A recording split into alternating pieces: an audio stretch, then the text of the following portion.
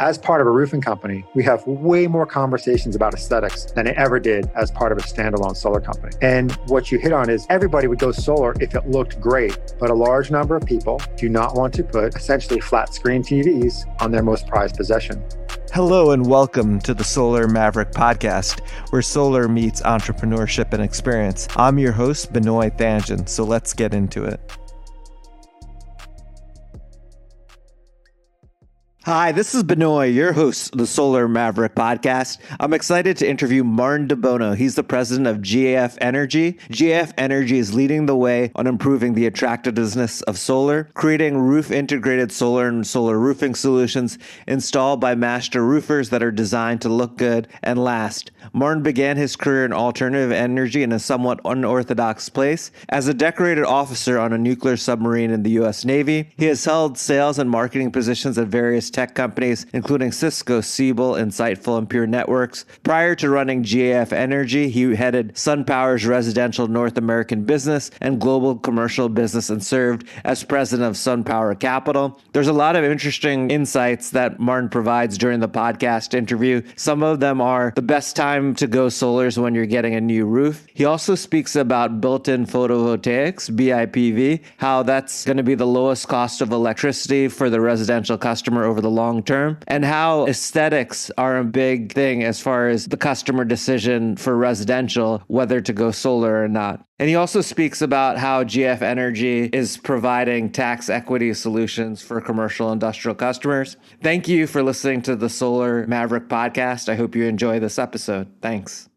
Hi, this is Benoy, your host of the Solar Maverick Podcast. I'm excited to have Martin DeBono. He's the president of GAF Energy. Martin, thank you for being on the podcast today. Thank you for inviting me. Anytime. I think our listeners will learn a lot from your experience and the amazing things that GAF Energy is doing. So I appreciate you making the time. Can you talk more about GAF Energy? I talked a little bit about the company in the intro, but it would be great to get your perspective on the company. Absolutely. GAF Energy is one of 5 operating companies under the Standard Industries family of companies. Standard Industries is one of those really large companies that not many people have heard about. They own the largest roofing company in the United States, GAF. They own the largest roofing company in Europe, which is the amalgamation of several acquisitions. We refer to it as BMI, but prior to that, it was Bras, Meunier, and Eichelpau was another part that they put together. So largest roofing company in the United States, largest roofing company in Europe, also have facilities in South America, Asia. And so in total, Standard Industries is the largest roofing company in the world. There's also, within the Standard Industries family of companies, there is a venture arm called 40 North Ventures and an investing arm called 40 North, and then real estate. So it's a large private company, but in the United States, it does quite a bit of roofing business, and globally it does roofing business. And so how does GAF Energy fit in that family of companies? And it fits because we have a vision that the best time for anyone to go solar is when they get a new roof, whether that's residential or commercial. And GAF Energy has evolved from early efforts at GAF and Standard Industries to be specifically focused on those opportunities. It just is such a great point about how new roof is a great time to put solar on, because obviously, it costs a lot more to repair roof, especially with the lifetime of a solar asset being between 20 to 30 years and similar to the time frame of a new roof. So that's really great that you talked about that. And can you talk a little bit about how that works both from the commercial industrial perspective and then residential?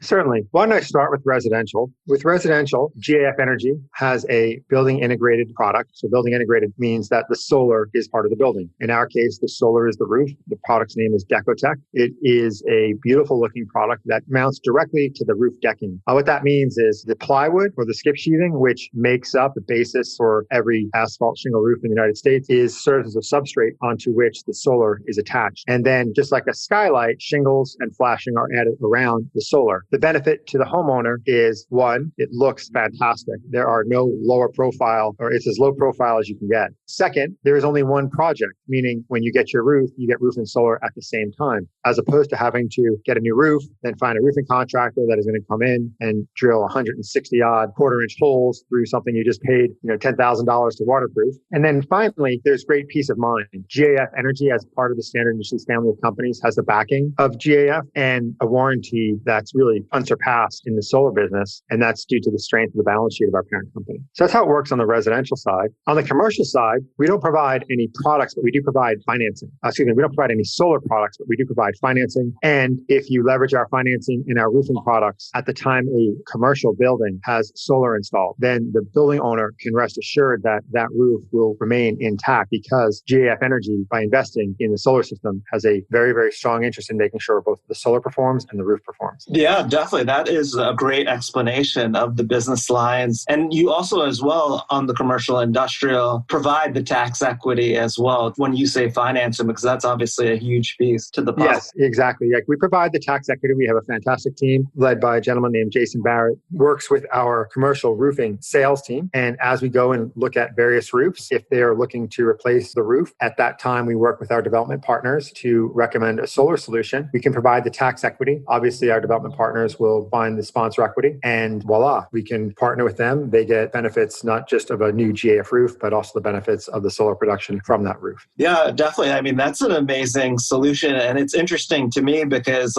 as a roofing company, that GAF and GAF Energy has been so innovative in looking really like the long term compared to a lot of other roofing companies, because I've spoken to a lot of roofing companies. So it's pretty amazing to kind of see the vision and insight that you and your company have at GAF Energy. And it's really exciting what you're doing both on the residential and commercial industrial side. Yeah, that's driven by our ownership.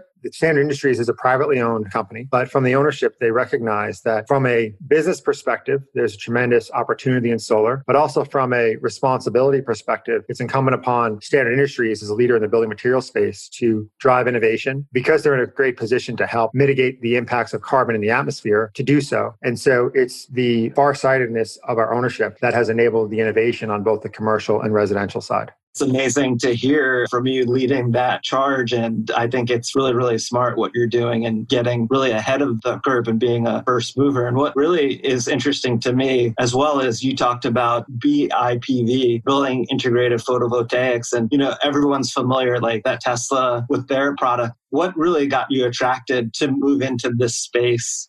It's kind of a long story, but the short end of it is I was a submarine officer and spent a lot of time on a nuclear submarine and recognized that there does exist the ability to generate power without burning fossil fuels. However, the waste materials from a nuclear submarine perhaps might be more dangerous, or at least they're certainly more dangerous in the short term than burning carbon. So that got me interested in power and energy development. And when I had the opportunity to get into solar, I took it because it is remarkable. It's a remarkable industry. It is the most dynamic industry in which I've participated. I worked at a software company. I worked at a hardware company. And now having been a professional for 30 some odd years, there are very few industries like solar. Not only do you have to deal with the technical change as you would have to deal with technical change in hardware and software, there is the political climate at both the state and federal level. There is policy globally. And then, of course, competing with China, quite candidly, because China has said solar is going to be, one of these 7 or 8 industries in which they lead the world, has resulted in tremendous amounts of capital being put towards a very important problem to solve. And it's a combination of those factors that make this a very difficult industry from which to eke out a profit, but also a very stimulating industry in which to participate.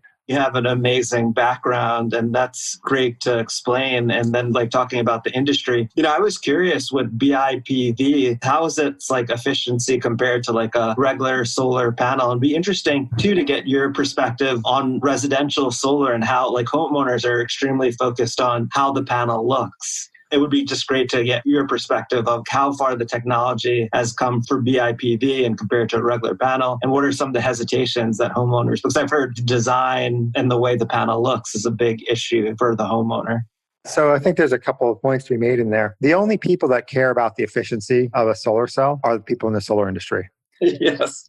Everybody outside the solar industry cares about what's the impact on my power bill? What's the cost of electricity? And while for sure there is a relationship between efficiency and cost, it's not always linear, meaning you can have a very, very low cost, high efficiency panel. You can have a very, very high cost, high efficiency panel. And so I think that is something that internally in the solar industry you need to recognize. Very, very few consumers care about the efficiency of the panel. They do care about what's the amount of energy that they can generate and consume from their roof. So that's the first thing I'll say on that. that. And so since the amount of energy that is generated from a rooftop and the cost of that energy is not simply a function of the cost of the solar cell, but rather a function of the total installed cost of the system, we believe, much as you mentioned, that Tesla believes that you will get the lowest cost electricity by integrating the electricity generating material into the roof or having a BIPV system. There are a number of steps that are eliminated as compared to putting on a new roof and putting on a new solar system. There are a number of steps that are eliminated if you have a roof and then put a solar system on and then sometime in the future have to take that solar system off and then put a new roof on. So for sure, it is pretty easy to show that in the long term, the lowest cost electricity for residential applications can be generated through BIPV products. As part of a roofing company, we have way more conversations about aesthetics than it ever did as part of a standalone solar company. And what you hit on is everybody would go solar if it looked great, but a large number of people do not want to put essentially flat screen TVs on their most prized possession. As part of a roofing company, we have the insights, wherewithal, and drive to make residential solar as aesthetically pleasing as our roofing products. As a leading authority in the solar industry, life gets very busy. In addition to traveling the world as a speaker and for my entrepreneurial ventures, I'm a son, friend, investor, and entrepreneur. And when it comes to delivering a great sounding show for my listeners, I choose Podcast Laundry. All I have to do is record and send, and the rest is done. They do the dirty work of podcasting for me. Yes, social media graphics, quotes, show notes, master editing, and much more. All I have to do is record. So if you're a busy podcaster like me with an engaged audience and want to free up your time to do more of what you love, like going to the gym or spending time with loved ones, go to podcastlaundry.com to schedule your consultation or call 347-871-8273. That's podcastlaundry.com or 347-871-8273. Definitely. That's a great summary into the three different things to look at. And those are all great points, Martin. And I think you made a key point too. Like everyone wants to go green, but also green meaning like how much savings that are involved. And that's what the homeowner is looking for, not really the production or efficiency, which solar experts or pros are focused on. And then the other question that I had was, obviously, GAF Energy has been around for many years and has a lot of roofing partners. How do you convince them to approach their clients about solar as well? It's something that's relatively, new, and, roofing work in itself is extremely profitable for the roofer. How do you convince them as well to sell solar with that as well? So one, thank you. We actually haven't been around that long, but I appreciate it. GAF has been around quite a long time. GAF Energy will turn 2 years old on Friday. So congratulations. We're fairly nascent, but because we have a strong partnership with GAF, we are able to convince roofers to get into solar by appealing to the future. You're correct in your statement in that roofing is a profitable business. It is always in demand. People always need roofs. And if you think about Maslow's hierarchy of needs, after it's like, air, water, heat, and then shelter is up there. And so roofing obviously fits in shelter. And there's not very many industries that you can map directly to Maslow's hierarchy of needs. But within the roofing industry, we have been working with our roofing partners to demonstrate to them that the future of the roofing industry is the confluence of traditional roofing with solar. And that appeals to a subset of roofers who see that. There are many roofers today who think that they can wait and that it's just like any technological adoption. If you subscribe to the crossing the chasm model where you have people who take the jump, then the early adopters, the early majority, cross the chasm, late majority, blah, blah, blah. But they have the same thing in a channel. Right now, we are dealing with the early adopters in the roofing channel, and we are focused on a handful of geographies. We are ensuring that the roofers understand what changes they need to make to their sales process, installation process, and service process to ensure consumers get a great experience. And what we're seeing is growth from those roofers with whom we work. And we have no doubt that over time, more and more roofers will adopt solar into their product line for a number of reasons. And they'll adopt solar in their product line for a number of reasons, and that'll be good for everybody. It'll be good for the solar, it'll be good for the environment, it'll be good for roofers, and it will be good for homeowners. Yeah, definitely. That's a great explanation. That's the first time, too, I've heard someone incorporate Maslow's hierarchy of needs, which is so true when you think about shelter and how important roofing is. And then to have solar incorporated into that decision at that decision point really helps with demand for the product, which is, obviously a great idea. And you could leverage your relationship with GAF with that. It was interesting to hear that on Friday, the company is going to be 2 years old, GAF Energy. Can you talk about the company's growth, like since you launched? Yes, certainly. So GAF had been in solar for some time, and the solar efforts had been distributed around the organization. What was decided was let's concentrate all those efforts in one entity, and let's create that entity as a standalone company so that it has the appropriate attention and funding and time frame for results versus the other business opportunities that the Standard Industries family of companies have. So we started, there's a handful of people, I think fewer than, probably if you grabbed all the people around the organization that were working on solar, it was probably fewer than 20. Today, we're over 100 strong. Oh, wow. We have facilities in the North Bay in San Rafael. We have a lab in San Jose. We also have some facilities in New Jersey, co-located with GAF. And the adoption of our product has been really, really fantastic. As a private company, we don't reveal our sales, but we're very happy with the growth that we are seeing in the marketplace for our products. I thought it was interesting, too, that you were talking about GAF Energy's strategy to be the world's first truly sustainable solar company. I say that to my team. Hey, we want to be a sustainable energy company. Yes. So right now, I would venture to guess that if you were to look at every single solar company out there, and you looked at the amount of cash that they've consumed versus the amount of cash that they've produced, that you would still be on the negative side of the ledger. There's been a number of fantastic bankruptcies in the renewable space. And so we strive to actually be sustaining. And what that means is you have to be cash flow positive. Right?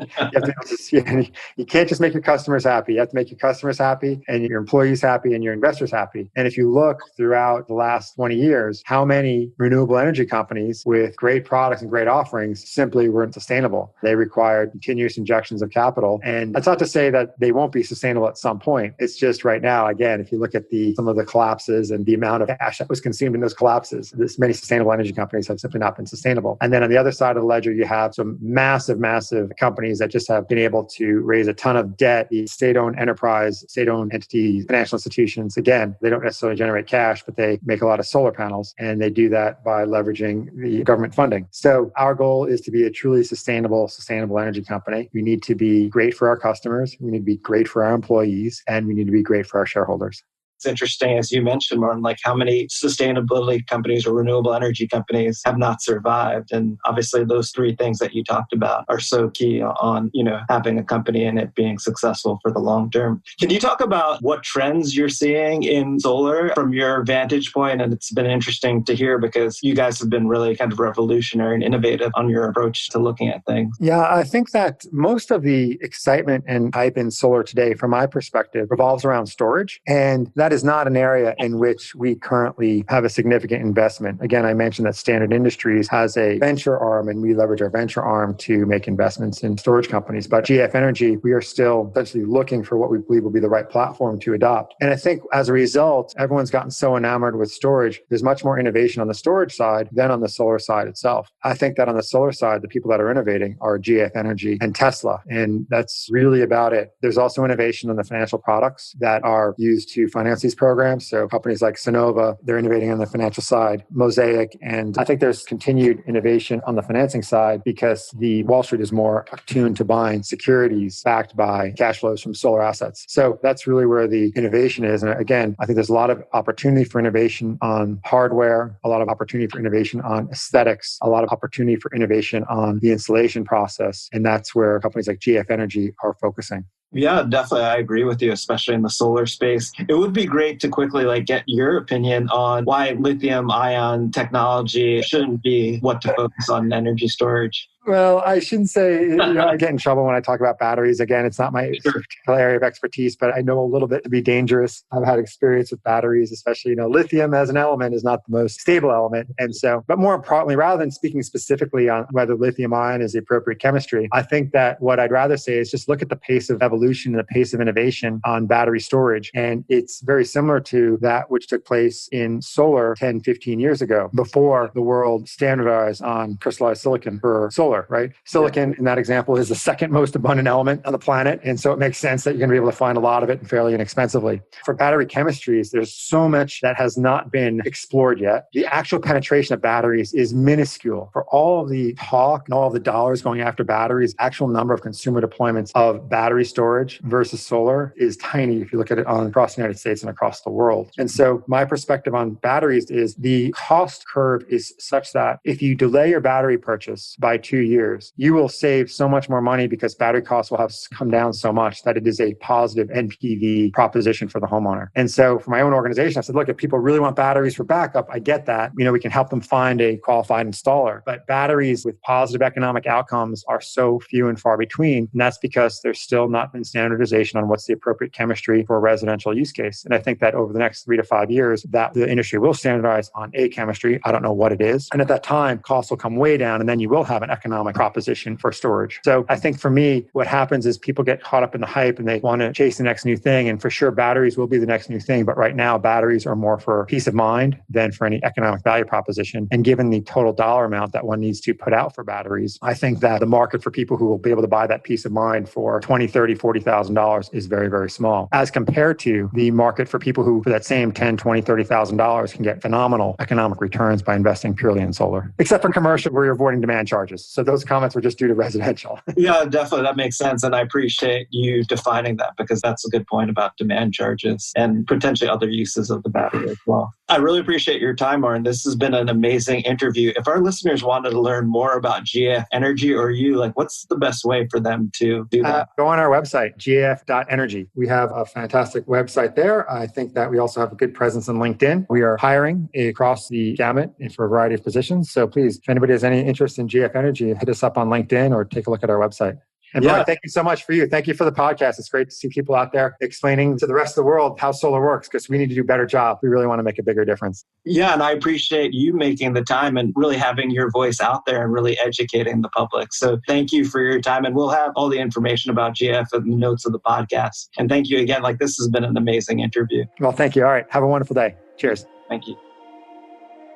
Thanks for listening to the Solar Maverick Podcast. The Solar Maverick Podcast is brought to you by Reneu Energy. We're a solar development and consulting firm. If you believe that this podcast is adding value to you, please give us a 5-star review and share with those that you think could benefit from this information. Please email all questions, suggestions, and feedback to info@reneuenergy.com. That's info@reneuenergy.com. The Solar Maverick Podcast is produced by Podcast Laundry and executive produced by Benoy Thanjan and Kevin Y. Brown.